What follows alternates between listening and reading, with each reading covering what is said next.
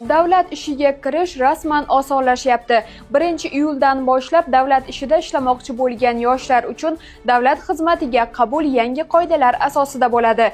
Endi vazirlik, hokimiyat yoki bojxona kabi ish joylariga kirishda suhbat savollari oldindan e'lon qilinadi, ya'ni sizni nima kutayotganini oldindan bilasiz. Qoidalarga ko'ra, taxminan may oxirida davlat organlariga o'z rasmiy saytlarida suhbat bosqichida beriladigan savollar va topshiriqlarni e'lon qilishlari kerak. Chunki ishga qabuldan 1 oy avval savollar joylanishi shart qilinmoqda. E'lon qilinmagan savol berilsa, bu qonunga zid hisoblanadi. Ish staji talabi esa kamaytiriladi yoki olib tashlanadi.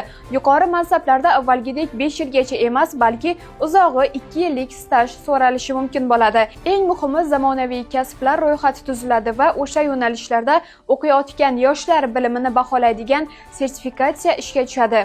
Sizning ushbu loyiha haqida fikringiz qanday? Izohlarda qoldiring. Ta'lim haqidagi yangiliklarni birinchilardan bo'lib Avlod Mediada kuzatib boring.